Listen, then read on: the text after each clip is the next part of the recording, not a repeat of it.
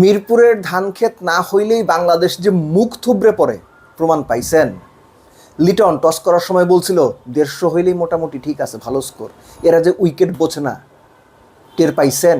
তাসকিনের bowling কেমন লাগছে আপনার কাছে? তানজিদ তামিমের 89 রান, ওইটারে পাওয়ার হিটিং বলবেন নাকি আকিম আগস্তর ব্যাটিংকে পাওয়ার হিটিং বলবেন? কোনটা আপনার কাছে পাওয়ার হিটিং? জাকের আলী ভাই, ওরে 8 নম্বরে কেন নামাইলেন আপনারা? ও কি বোলার? ওরে কতদিন লুকায় রাখবেন, কোলে নিয়ে রাখবেন? জাকের আলী এবং তার কোচ এদের নিয়ে একটা ভিডিও আলাদা আলোচনা, এই ভিডিওটা পাবলিশ হওয়ার ঘন্টা খানেক বা ঘন্টা দেড়েক পরে আমি পাবলিশ করব। কিন্তু বাংলাদেশ ওয়েস্ট ইন্ডিজ তৃতীয় টি-20 ম্যাচটার দুই দলের ব্যাটিংয়ের 11 থেকে 15 ওভার যদি আপনি খেয়াল করেন, পুরো ম্যাচের ছবি আপনার কাছে একদম পানির মতো স্পষ্ট, স্বচ্ছ হয়ে যাবে। বিএসটিআই অনুমোদিত দেশের প্রথম electrolyte drinks active plus, be hydrated, stay active. কোন জায়গাটা আপনি খেয়াল করেন ঠান্ডা মাথায়, যখন 11তম ওভার শেষ হলো, ওয়েস্ট ইন্ডিজের রান তখন 82, এবং ওই সিচুয়েশন থেকে পরবর্তী 4 ওভার ওয়েস্ট ইন্ডিজ 63 রান তুলেছে। এর মধ্যে সবচেয়ে সিগনিফিকেন্ট ওভারটা ছিল রিশাদের ওভার, যেখানে আকিম আগস্তর লাইফ পেলেন, Tanzim Sakib easy catch miss করলেন। ওই ওভারে 3-6 সহ 11 রান হইল। ম্যাচটা না ওই যে 12, 13, 14, 15, এই যে 4 ওভারে ওয়েস্ট ইন্ডিজ 61 রান তুলছে। নাসুমের ওভারে কত? 11, তাসকিনের ওভারে কত? 15, রিশাদের ওভারে 21। ওইখানে ম্যাচ শেষ হয়ে গেছে।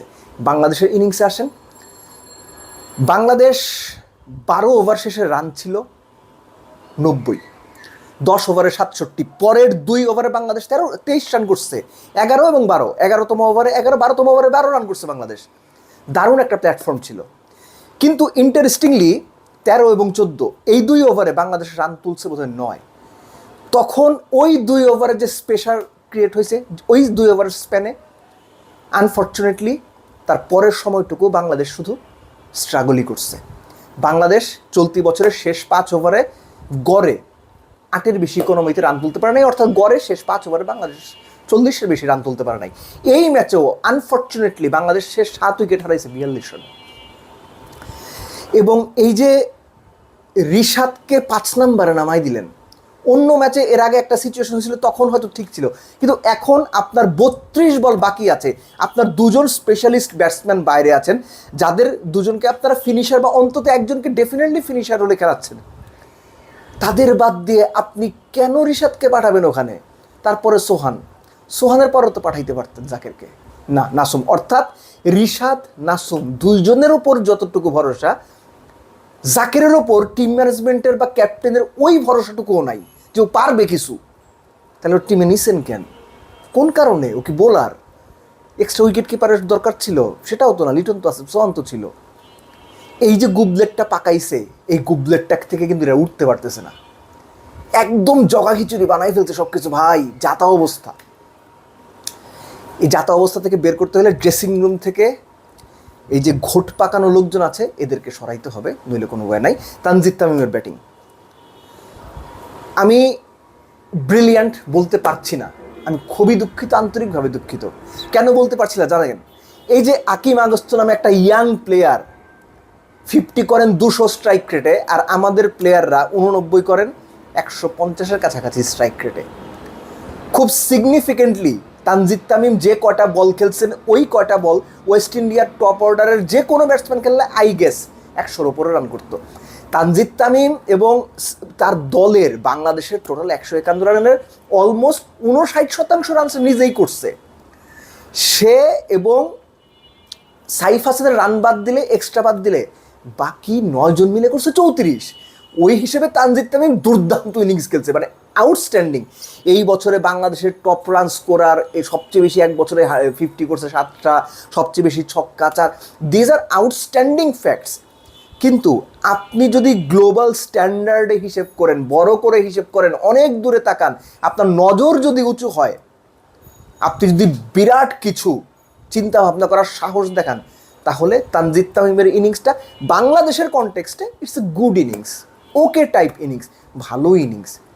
গ্রেট ইনিংস বলা যাবে না। কেন বলা যাবে না? ওই যে আকিম আগস্ত একটা ইয়াং প্লেয়ার দেখিয়ে দিল পাওয়ার হিটিং কি। একটা লাইফ পেয়ে কিভাবে গেম 3 ওভারের মধ্যে শেষ করে দিতে হয় দেখাই দিল। আমাদের প্লেয়াররা পারে, 10 বছর খেলেও পারে না। লাস্টলি শেষ করবো লিটন দাসের কথা দিয়ে। এই বছর লিটন দাস কয়টা টি-20 খেলছে মনে করতে পারেন? তার ইম্প্যাক্ট ইনিংসগুলো কার কার সাথে জাস্ট ছোট করে বলে দিচ্ছি।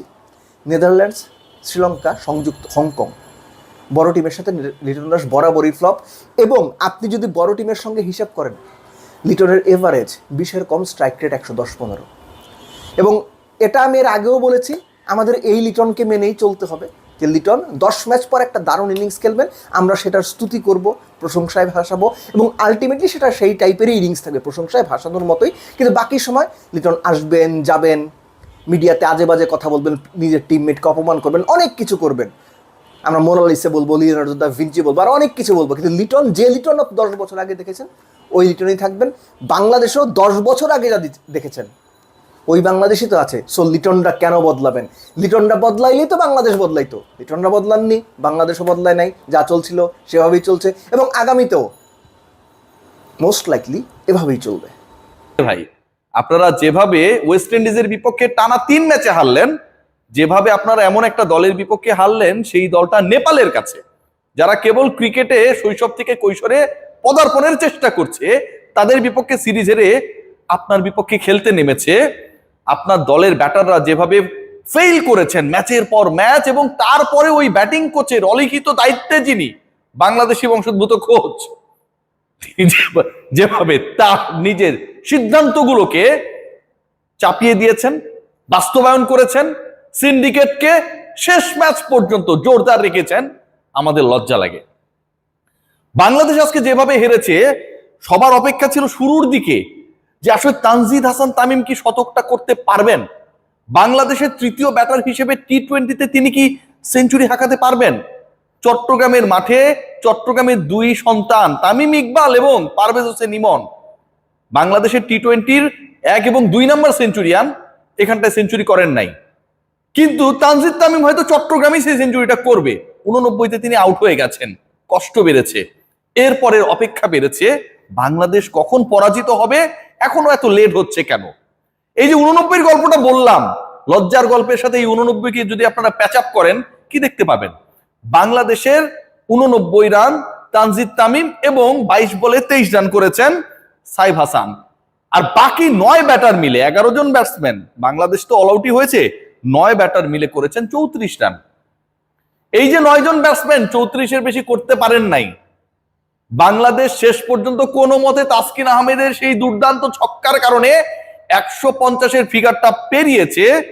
সেই বাংলাদেশের ব্যাটিং কোচের দায়িত্বে যিনি, প্রত্যেকটা ম্যাচে বাংলাদেশের ব্যাটিং যেভাবে ফল করেছে, ফেইল করেছে, সেই দায়িত্বে যিনি, তিনি শেষ ম্যাচ পর্যন্ত